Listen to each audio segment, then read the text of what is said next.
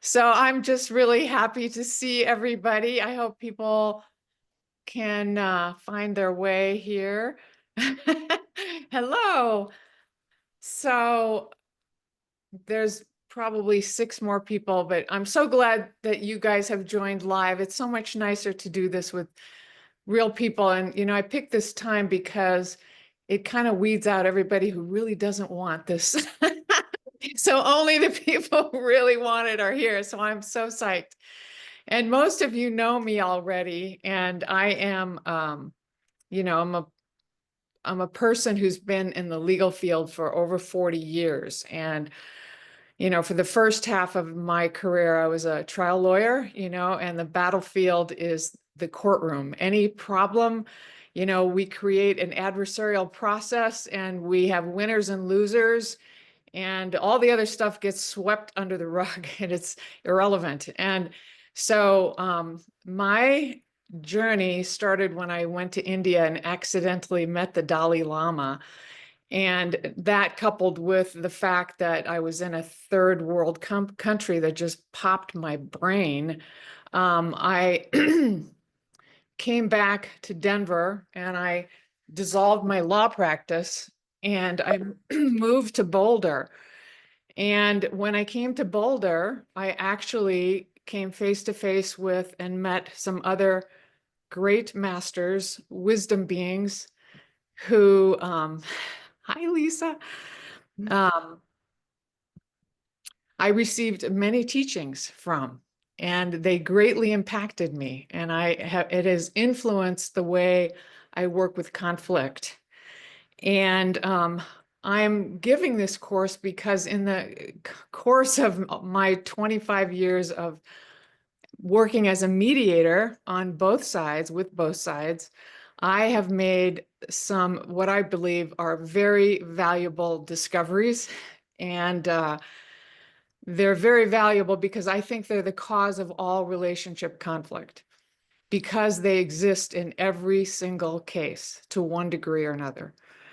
And in addition to this course actually using these discoveries to help you resolve your conflict by reclaiming yourself, there's a module at the end of this which will surprise you. It's probably not what you thought this course was about. And so stay tuned. So the first discovery I made is that this pattern emerged that couples would come in and they had this problem that, normally they've been in marriage counseling for 20 years trying to fix this problem, and they're exhausted and they're underpowered and they don't see how to solve it. And they're completely valid, because Freud said this a long time ago, and it's still true. The problem is insoluble, that you cannot resolve a problem at the level of the playing field. And the dynamic that I'm talking about is the habitual way we relate to each other.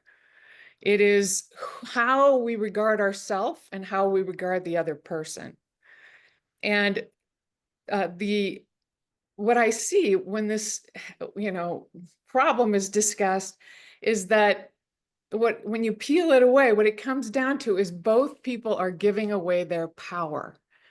And how I'm defining power here is it's our life force. It's our sense of self. It's our ability to direct our life. It is our inspiration and our intention for our life. It's basically genuine, and it's knowing who we are. So this dynamic is, it's akin to an addiction. It has the same kind of function. Addictions, we lose our power to the alcohol. The alcohol is now running the show. It's the same in the dynamic between two people. The dynamic is autopilot. It is running the show. And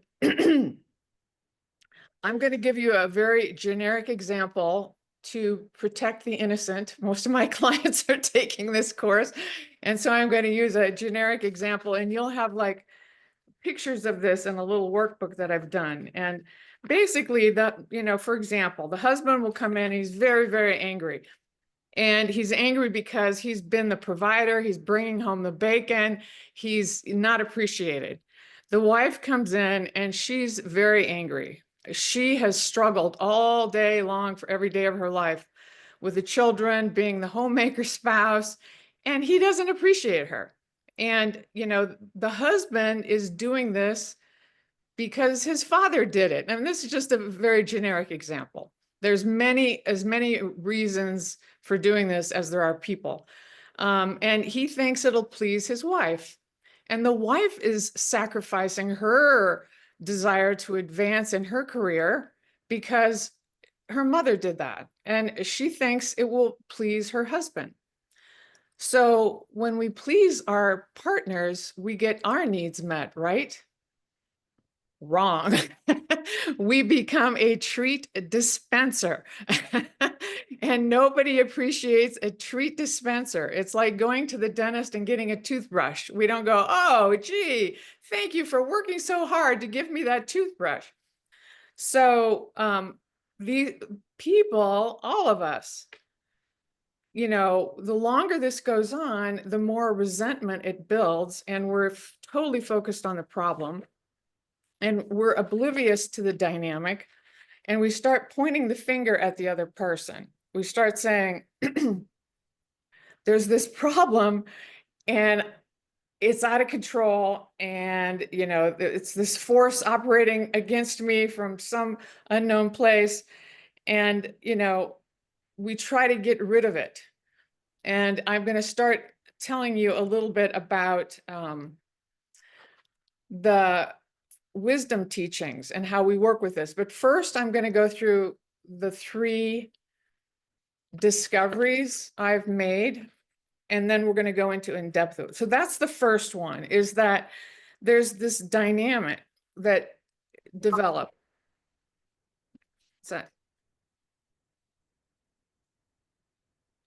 Between the people, and it is symbolic of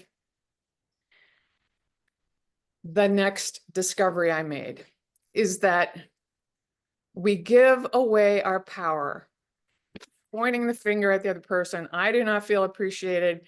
I'm not getting my needs met from you. I do not feel appreciated. I am not getting my needs met with. This dynamic and this problem are a symbol that we don't know who we are or what we want.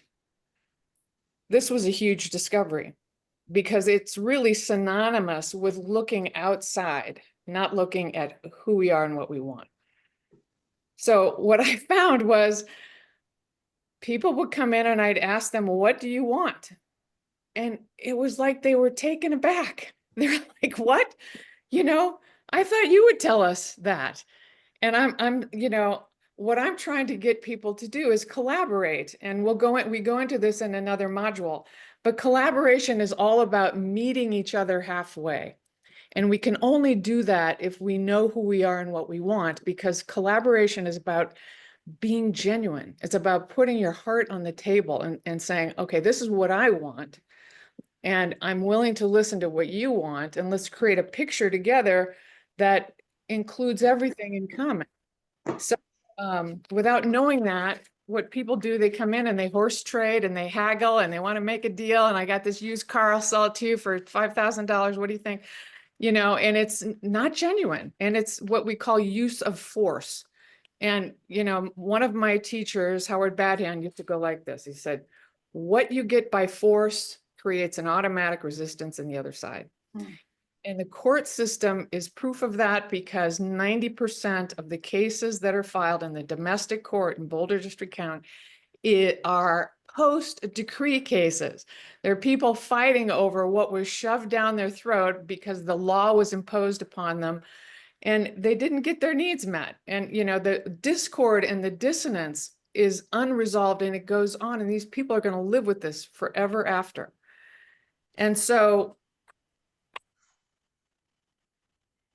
why was it? I could understand in the legal system, people are terrified to advocate for themselves, understandable.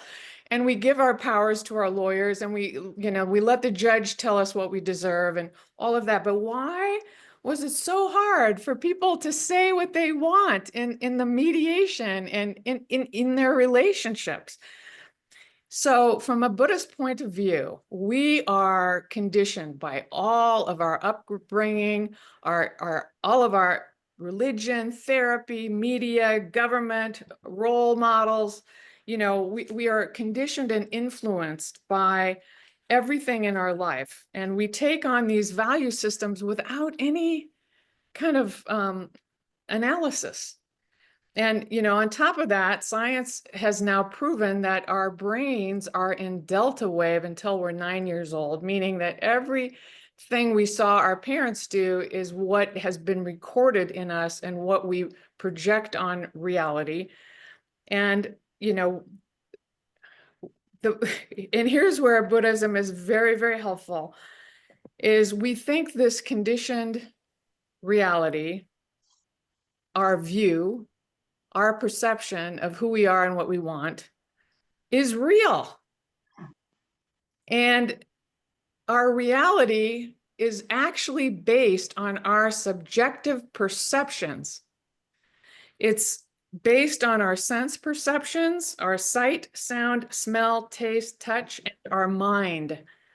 And it goes like this: we perceive something, we feel something, we perceive that the feeling is good or bad, like it or don't like it, and that we form a concept around it. These are what we call the veils of ego.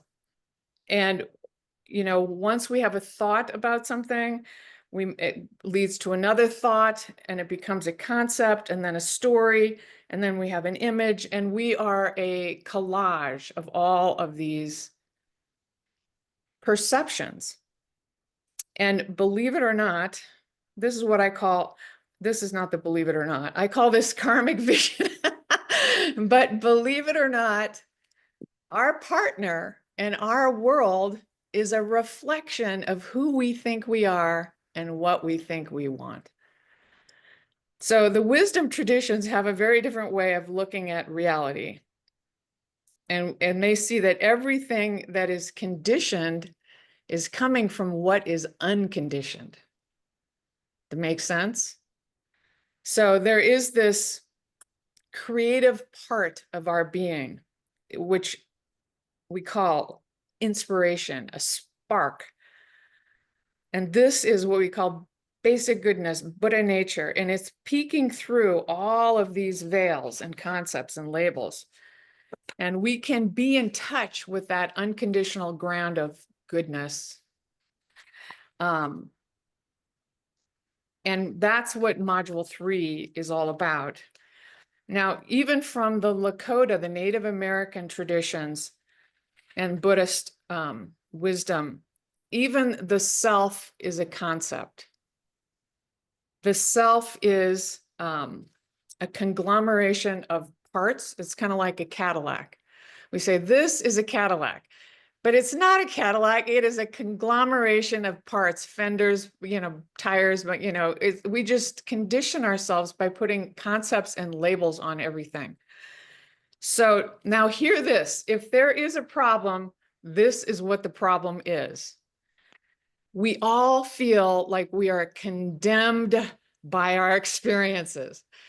And that is the biggest problem in the West, is that most of us feel that we are defined by what has happened to us in our life.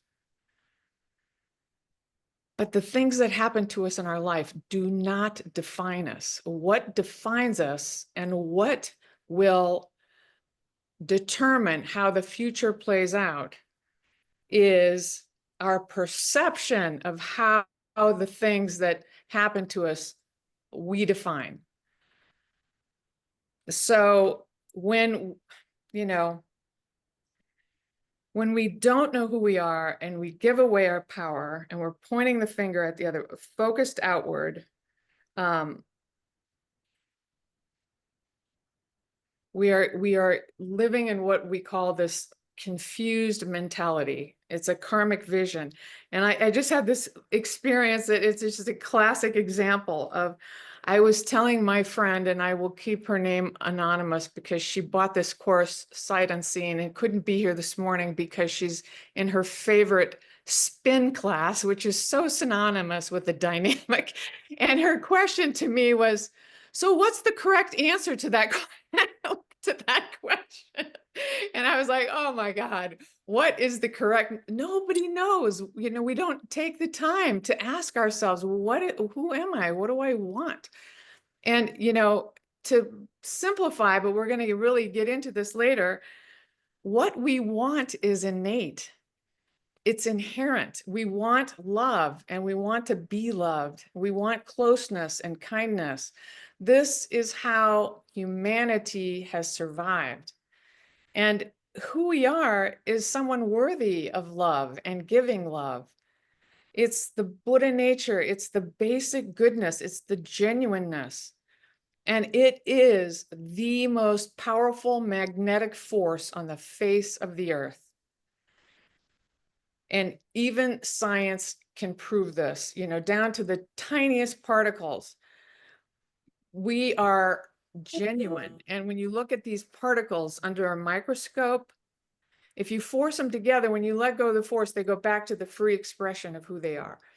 But when you watch them without forcing them under the microscope, the subatomic particles become particles, and the particles become molecules, and the molecules become molecular substances, and it goes on and on and on. This is how basic goodness unites us. Genuineness unites us. So when we don't know who we are, we play roles. We feel like we have to manipulate. We feel like we have to be better than other people. We feel like we have to put up with all this stuff that's being dished out because we don't feel worthy.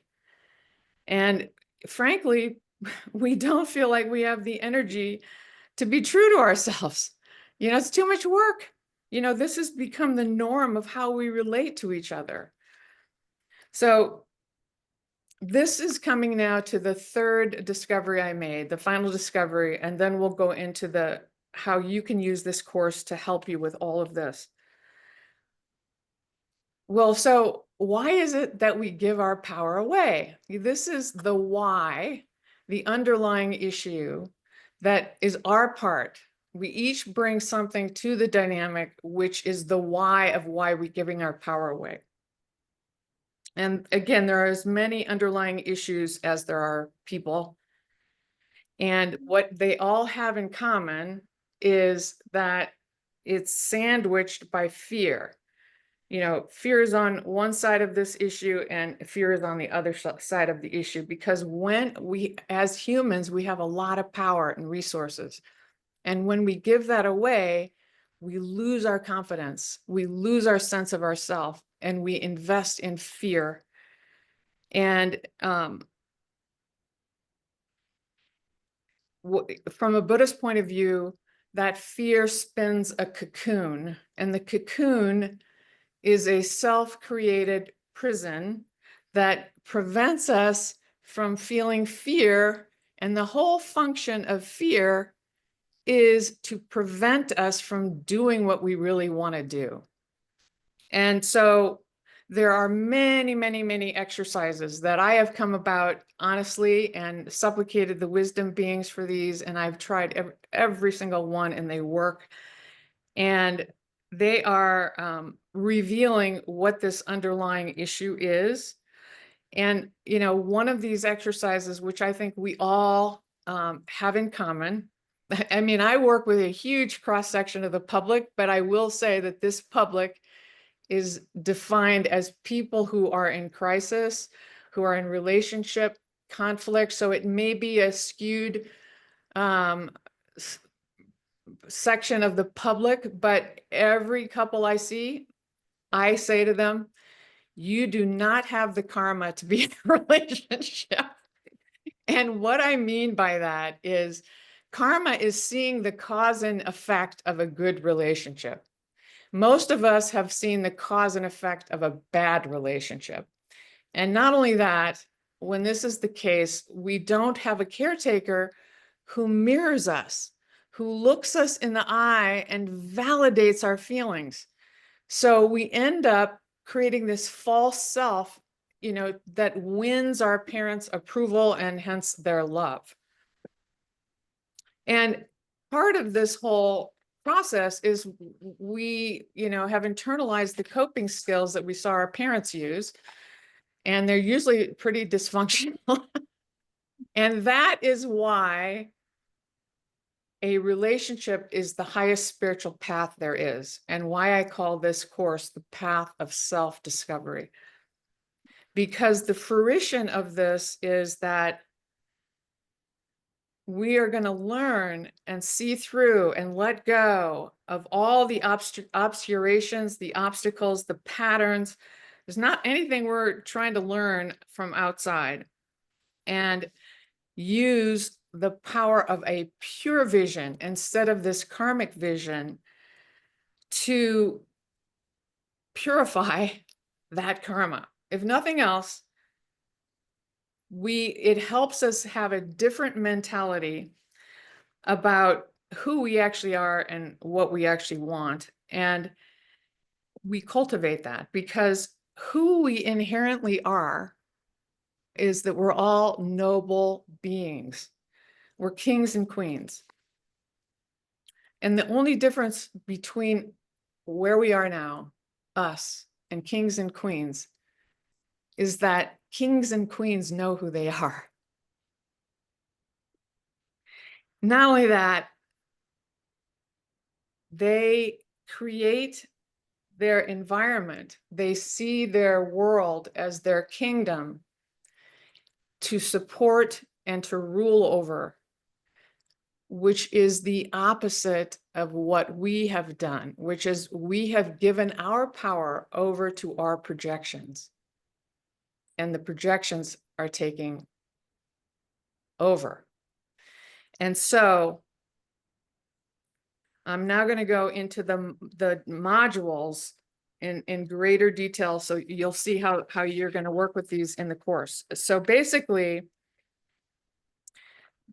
this is coming from, the Buddhist perspective that we all have this basic sanity, which is contrary and in contrast to the medical model, which looks at this stuff as disturbances or craziness or whatever you want to call it. And from a Buddhist perception, this confusion is two-sided.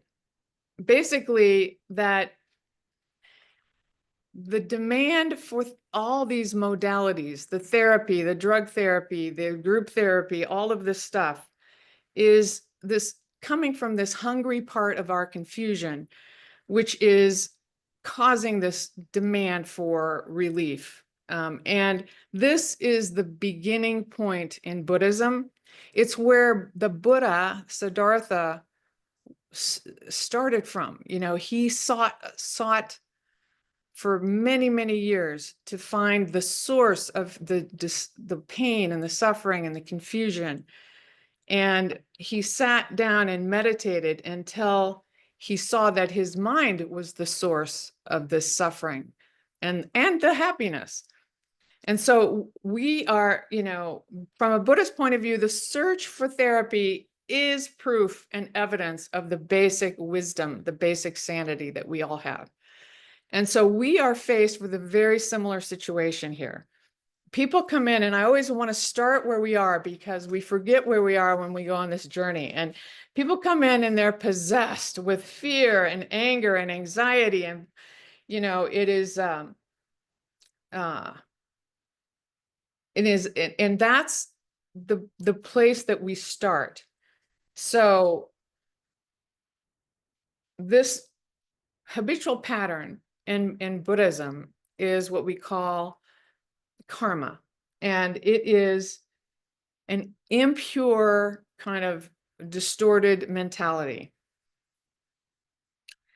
And science now has proven that as well, that, basically from a Buddhist point of view, karma is not punishment. It's not, bad and wrong. It's just cause and effect.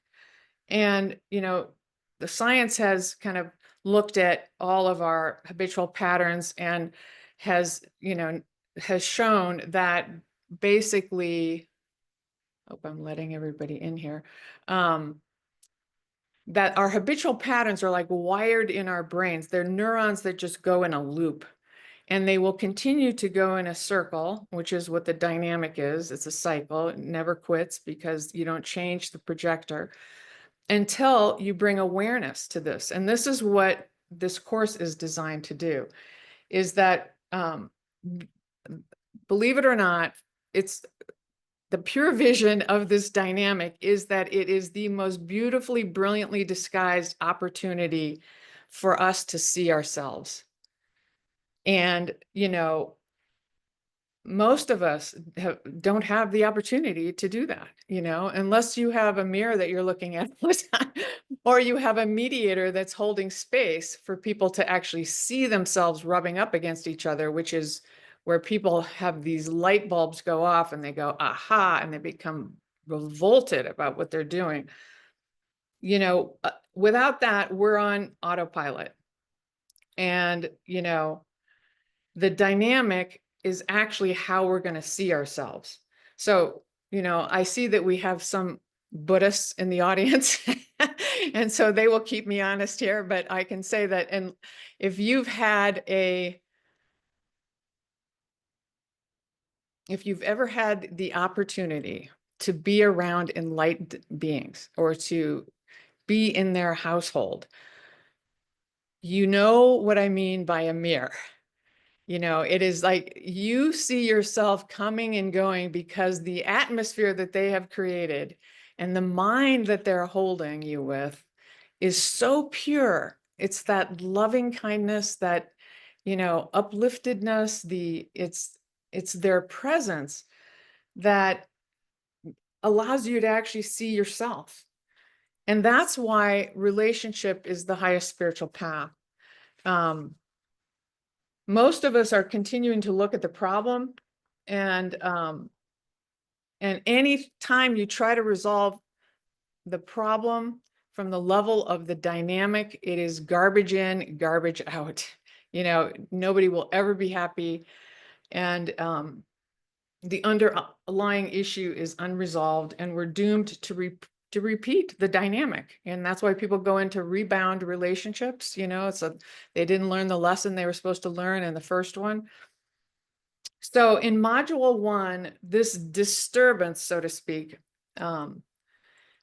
is what I work with in mediation. I help people to feel heard and understood and download all of that stuff, because when we repress our feelings, not only are we repressing the good ones, but we're repressing the bad ones. I mean, the other way around. We're repressing everything. And when we do that, anger says, damn it, I deserve this. This is who I am. And fear says, I really want this, but I'm afraid. And when we repress all those things, we don't know who we are and what we want. So I have exercises that help us download all of that so that we can, have an openness to now take in what we're going to go through next. And let me just explain why this is so important. People think, oh, I just want to come in and I just want to get this resolved. And I don't want to hear all of this bullshit. I just want to get the issue resolved. Why is this so important? Because our world and our existence and the way we think about them can take us to very negative places, mentally and physically, because we internalize these things that happen to us as being negative, and we deserve this. And then we act on it, and that creates karma. And have you ever, had the experience? You cannot pull somebody out of their reality. You can't take their hand and pull them out of the depression. I mean, you can see, you can't pull them out of a PTSD crisis because that is their reality. That is their mind. And so our environment actually reflects that. And I'm going to give you a classic example, which is what this whole course is about. And it's based on a Buddhist saint. Everybody knows him, Milarepa, right? And Milarepa, he was the guy who was a murderer. He killed a whole village of people because they were, after his mother and her father died, his mother had all this money and the village took it all away from her and they made her a slave. And the mother said, son, you have to go fix this. So he went and he learned black magic, but he accidentally blew up the whole village. And back in the day in Buddhism, in India, people knew that this was negative karma and that you're going to go to the hell realm really quickly. And people had teachers that helped them with this. So he was looking for his teacher and he looked the whole world to find a teacher because he had so much guilt and he knew he was going to, be suffering from this. And he finally found his teacher, Marpa. And Marpa, being a wisdom being, saw this guy coming and going. He knew what was going on with him. He saw his past, he saw his future. And what did he do with him? He didn't give him teachings. He made him build these towers over and over and over again and tear them down and build them again and tear them down and build them again. I mean, this is in the day where we carry these stones on our backs and he's like blistered and bloody and he's doing this for years. And it wasn't until he finally said, I'm done with this.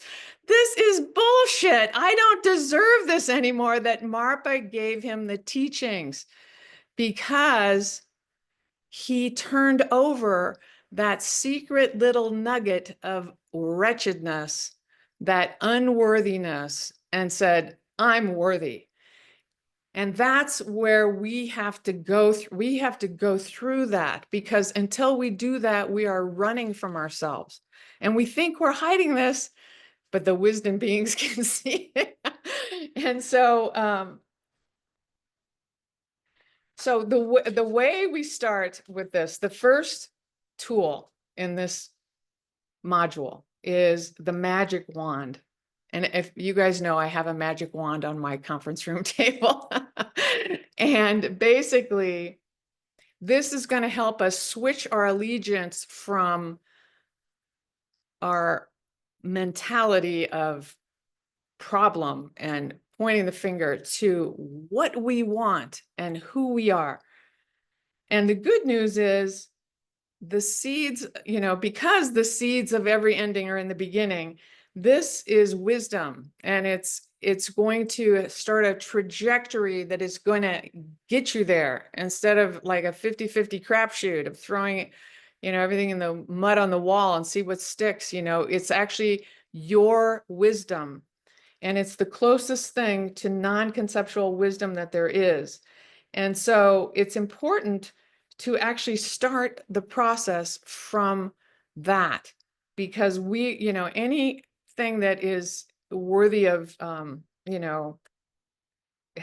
a beginning has to start with what is pure.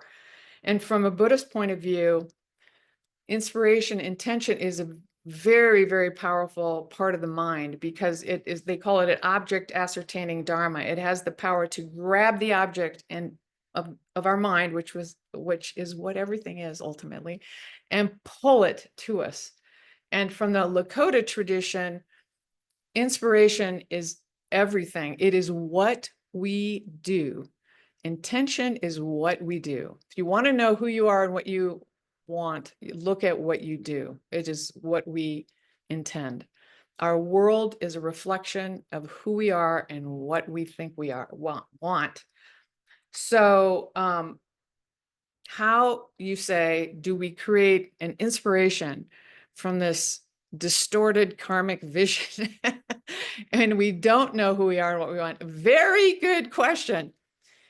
How we do that is that we have to basically start with a firm kind of renunciation, a revulsion of the way we've been doing things. That is how we start getting to our pure intention. And we're going to go over this in really detail. But this motivation to be free from this cycle, it needs to be immovable. We can't just think about it once or twice, because this dynamic is so powerful. We've been doing it for our whole lives. Not only that, the reason the dynamic between two people is everything is because it's the way we do everything. The way we do one thing is the way we do everything. It's the way we work with our money. It's the way we work with our coworkers. It's the way we work with our time. It's everything. And somebody said this name is a misnomer, that it's not just about marriage mediation. It's really about the way we do everything. So when we create our inspiration, it may feel unnatural at first because we're not used to actually trying to come up with this pure motivation that I'm going to talk in depth about in the course. But we're going to work with it until there's less and less negativity, and that it includes, like, a vast kind of objective, not just the end in itself. And when we include other people in it, it's so powerful, because then we have this reciprocal bond of support. And that is what happens when we create our environment. And I'm going to talk more about that later. So this inspiration has to move us. And when we realize the benefits of reclaiming ourselves, it will move us, because when we know who we are and what we want, we're rich, we are content, we are resourceful, we're not afraid of our projections, and we're not in this like poverty mentality of the dynamic, and we're not ruling our world like a pauper. We know who we are and what we want. And one of my clients named this so well. He said, knowing who you are and what you want, you get what you want because it's a manifestation of self. And I thought, wow, that's a great way to say it. It is not separate from you, because we've eliminated the doubt and the fear, which is a barrier to what we want in our minds. It's like a decoy. They take us down a different road. So the fruition of module 1 is that we do these two things. And we have to do these two things because all the wisdom traditions say, in one way or another, and I like to quote Howard Badhand and the I Ching, hexagram 1, is when we let go of everything that's inferior and degraded, outmoded, outdated, and we have an inspiration for what we want in the future, those two things make it possible to have a positive new beginning. Because otherwise, all of this pain of going through this transition it will just be a continuation of the old dynamic. So many people we're going to talk about space, and many of us will need space to kind of process the discovery we made in this module. Because a light bulb is going to go on. We're going to go, oh my God, I see that I do that with my mother. I do that, this is what's running my life. And so when we take space, and a lot of people don't even do this, they don't even know. And so it's an individual thing for everybody. How much space do you need? Things start to dawn. When things slow down, things are revealed. And this is how we discover and make friends with ourselves is that hindsight is 2020. You know, when we're standing in the shower and we're not thinking about all these things, we go, oh, I know that guy's name. Oh, I remember where I left my keys. You know, all these kind of things happen in space. And in mediation, you know, someone is holding the space for us. And I am creating exercises in this module so that you can hold the space for yourself. So basically, there's many, many, many modules in here. And there's exercises, I mean, exercises in here. There's exercises about mindfulness. You know, our mind is typically like the plants in a summer rain. You know, just thoughts just pop up all the time. They're unpredictable. Our mind is completely unpredictable. And normally we just follow these thoughts, and that's how we stay outward focused. And we create concepts about this, and we get swept away. So in these exercises, we are going to pay attention, bring awareness to this. And this awareness of our ordinary mind doing all this stuff creates a kind of sense of holiness about the whole thing. It's like it makes it pure. It makes it uplifted. And, you know, we have this kind of clean and decent kind of feeling about watching all of this stuff. And so this is going to help us because it's kind of like meditation, and meditation is about seeing the transparency of all the concepts and the thoughts and the labels that we put on things, which create this false sense of security that I exist, I am who I think I am, and that everything is real. And so we are going to start seeing through this when we do these exercises in the space. And so once we start to see what's running our mind and our life, and that most of the time our mind is turned outward, we're looking at our partner and people, and we're always noticing what they do and what they do wrong, and, you know, judging them, and, you know, having somewhat of kind of a negative perspective.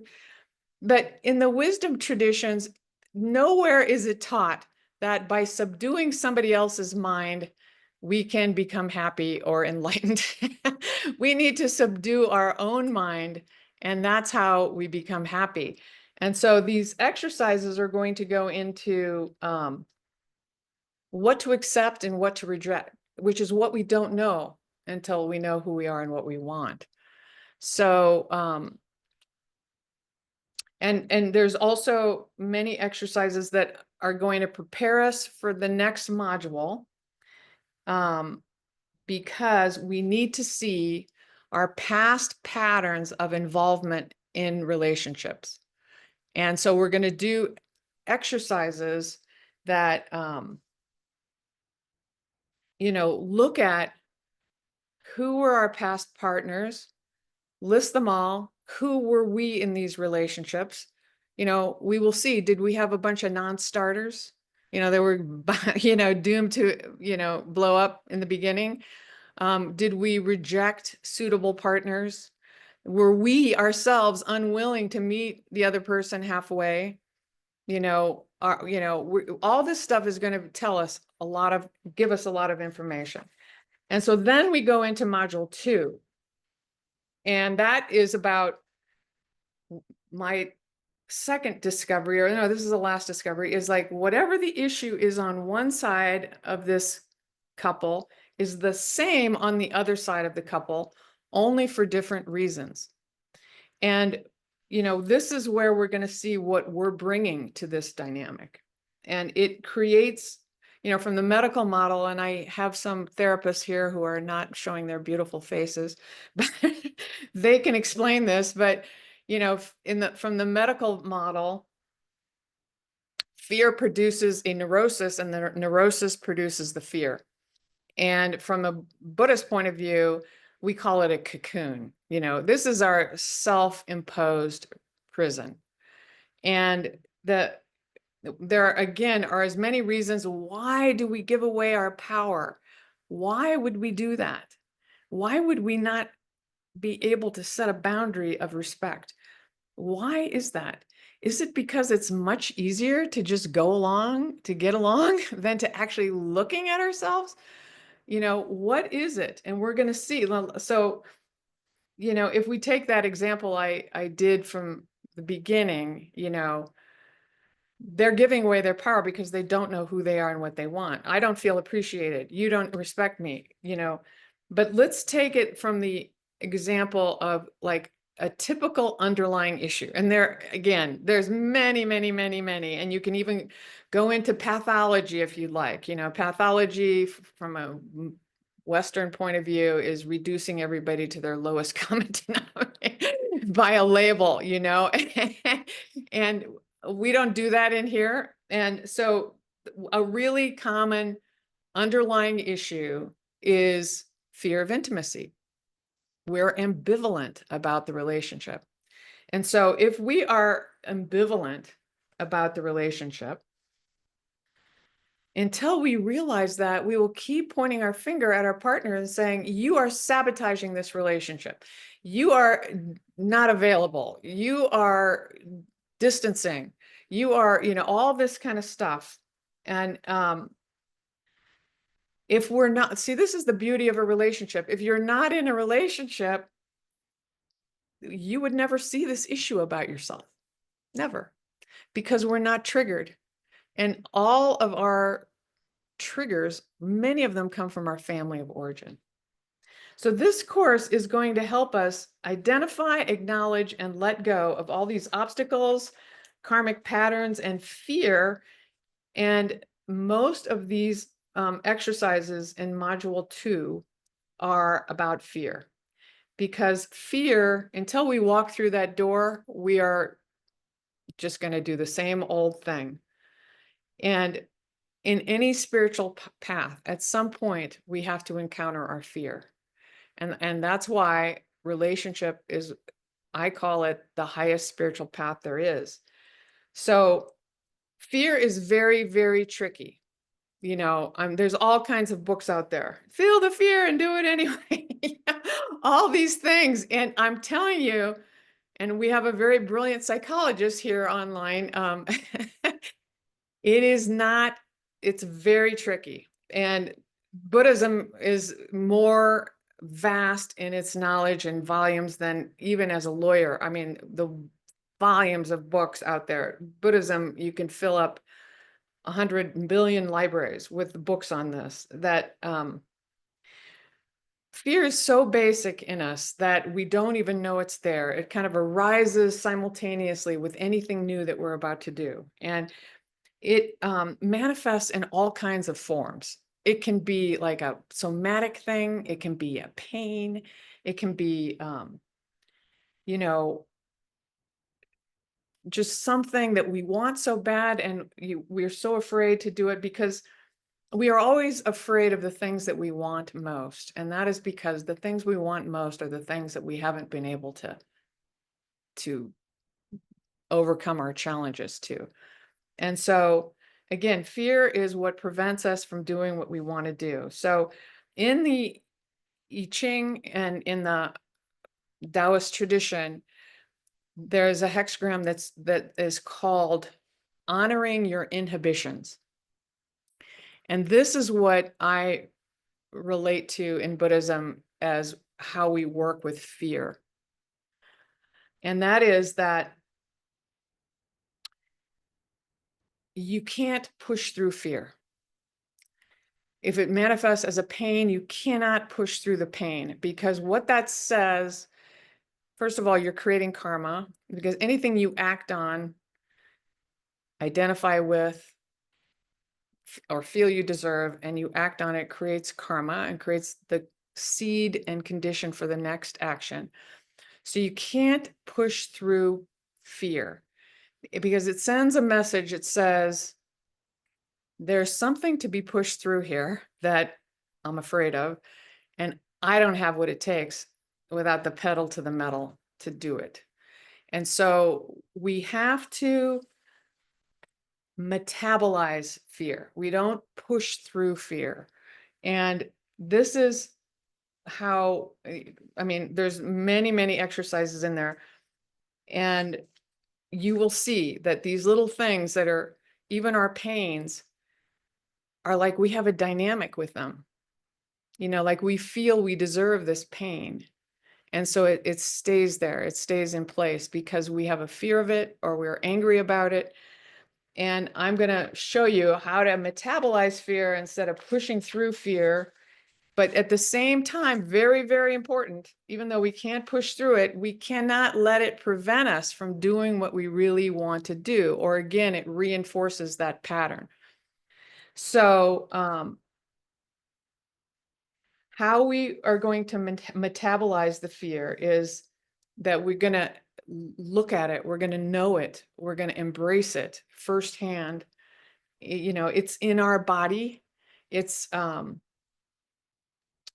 not separate from us. It is not a boogeyman outside of us like everything else. And when we can embrace it with the loving arms of a mother, which we call mindfulness in Buddhism, it actually metabolizes. And what we're left with is loving kindness. And that is a very powerful energy. And we can ride that energy, and it can help us accomplish what we want to accomplish. And it can help us not be deterred from pursuing what we want. So now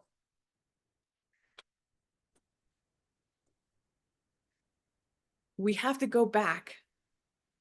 We have to get down to the nitty-gritty if we really want to have a positive new beginning. We can't leave any stone unturned. And this course does include exercises on abuse.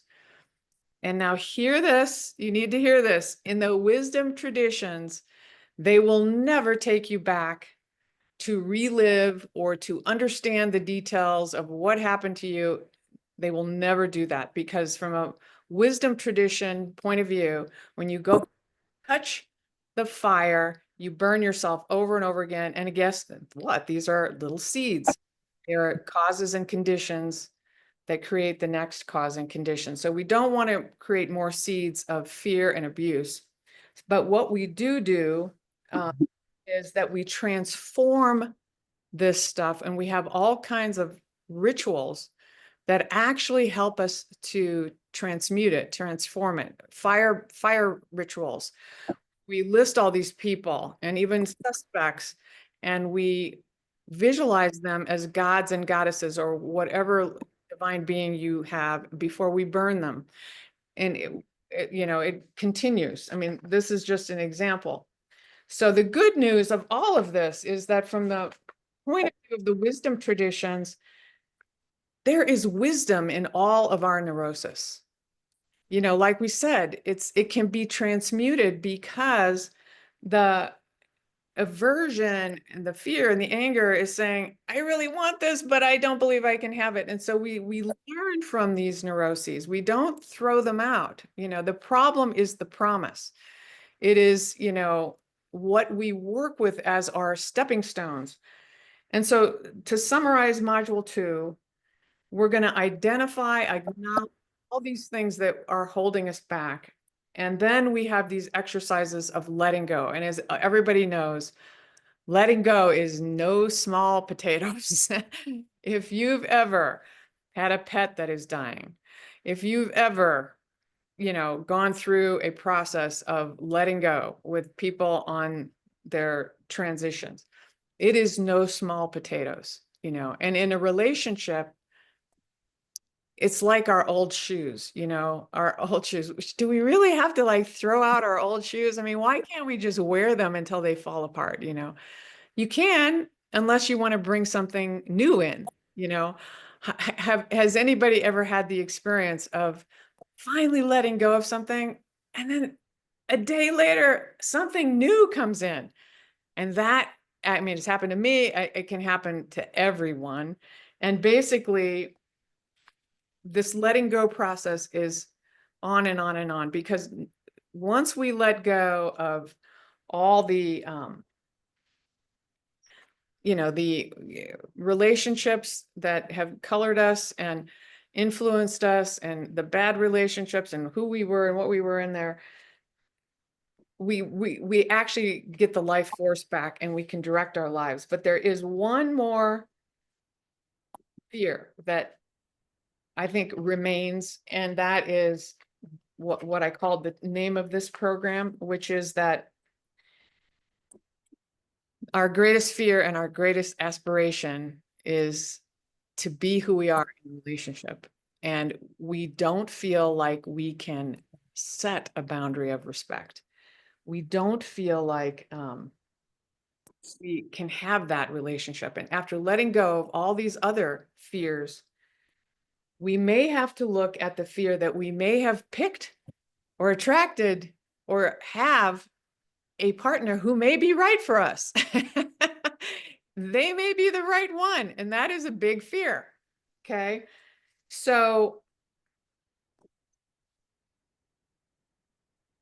what we're going to do in the next module, the last module, is as we change, we are the projector, our partner changes because he is being mirrored in our mind.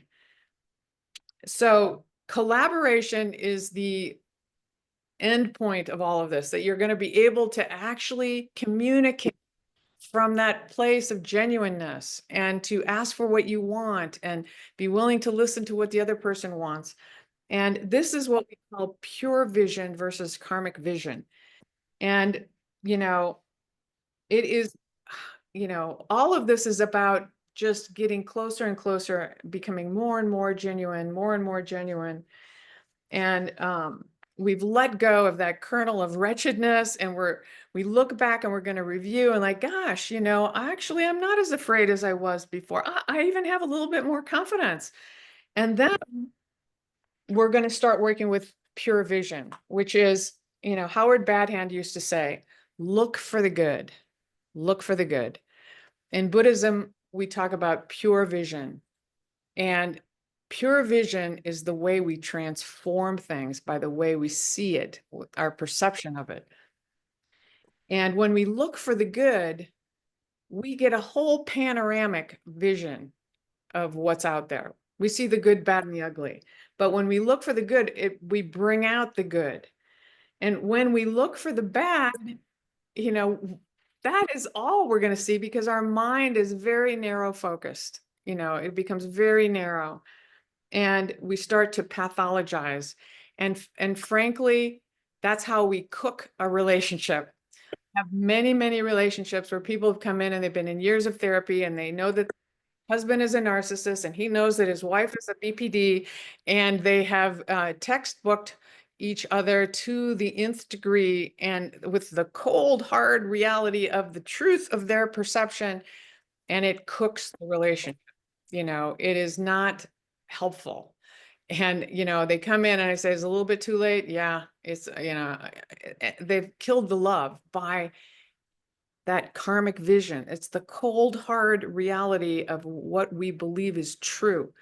And so concepts that we have about people are like little blueprints. They go out into the world and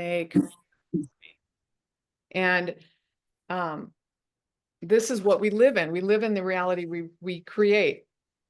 So pure vision is not only based upon seeing ourselves and our partner as pure, but it is understanding that we're not separate from our world.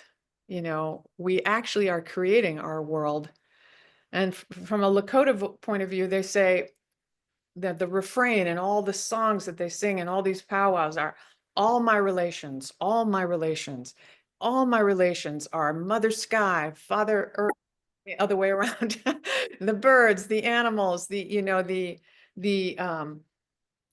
butterfly that flaps its wings in this corner and creates a hurricane over here, and from a Buddhist point of view, everything is interdependent and everything is impermanent, because it's the nature of reality. It is If it was permanent, I couldn't be here. I would be a block of cement. I couldn't change. I would still be that little picture of me when I was 2 years old. We are all changing. And it is because things are impermanent and empty that we can actually, that things are possible and that we are connected with everything. Like for this paper to be here, there has to be a cloud, and there has to be lumberjacks, there has to be trees and soil and earth and seeds. And our mind is in this paper because it is part of our perception. And science has proven this, that matter, space, energy, and mind are one. That's the Heisenberg principle. It's the principle of penetration versus observer and participant. We are in everything we perceive. And so what we're going to do in module 3 is we are going to be the noble beings that we are, and we are going to see, and this is the part that you probably didn't think this course was about, but because our biggest fear, the title of this course, is that we're going to lose ourselves. We're going to lose ourselves, because we don't know ourselves. We're going to merge with somebody else. And this is precisely the thing we are going to do, because we call it merging mind to mind, heart to heart, which is the highest form of relationship there is. Because we have let go of all that baggage, because we have seen through a lot of things, we can become one in mind and heart with our partner and still maintain that individuality and independence of our lives. Because merging here means becoming a couple instead of two people. The two people must learn how to become a couple in mind and heart, and not remain two people in mind and heart. And this, this is the highest thing. There's no games. There's no fear, complete genuineness. You're free to be yourself. Your partner is free to be her or his self. And we become a couple in mind and heart. And this takes bravery. And this is what all these spiritual teachings are based on. They're based on warriorship traditions. And bravery here, I'm not talking about, the kind of warrior that is not afraid of going to battle and dying, or dying for the cause, or whatever. Bravery here is not having any enemy at all. The world is a friend. And so we have established this pure motivation, and the pure motivation in module 1 is what is helping us from the depths of the universe, because it takes bravery to rise above the dynamic, to rise above the battlefield. It takes bravery to actually learn who you are, to uncover all this baggage. And when we are brave, we are supported by the energies in the universe, because we are in tune with the nature of reality. So you've heard that song, everything is beautiful in its own way. That is pure vision. It is like we have positive thoughts. We're not negatively possessed anymore. We have positive feelings, positive emotions. And then we're not committing more problems and suffering, because we're in a state of awareness that we are not distracted by all of our concepts and all of these past conditioning. And we see the world and everybody in it as being interconnected with us, and also loving and kind beings. And we develop compassion and all these noble qualities naturally. It's not by learning about them, but we cannot go from anger and hatred to loving kindness and compassion. We are going to be planting seeds in this course, and that's what this module is about. is, seeing who we are as human beings and cultivating that, so that instead of all the, karmic seeds that have been coming up that are obscuring us, we now start to create our true reality based on the true nature of reality. And that is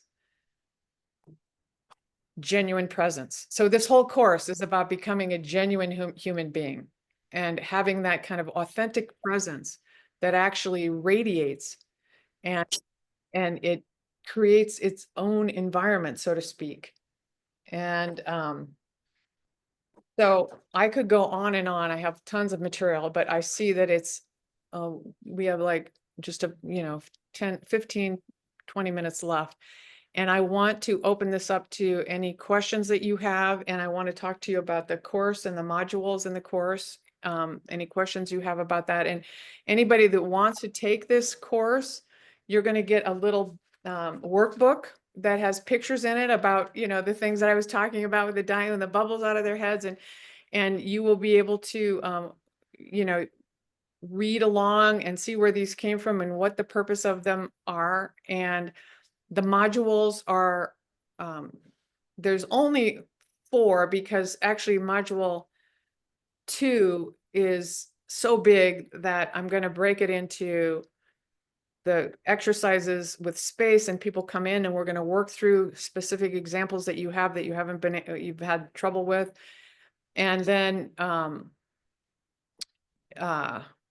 each one of these modules will have a talk like this, and they're going to be interactive. And there are some people that will volunteer to be part of like the dynamic discussion and have their dynamic reviewed. And, we're going to have, everybody that's taking this class, you can do it together online, live, or there will be a recorded talk that you can just do it on your own. Like my friend who couldn't be here because of the spinning class that she was in and wanted to know the correct answer to that question. She was very excited that she could do this whole thing online and she never has to like meet anybody. So, that is a possibility, but it's also possible to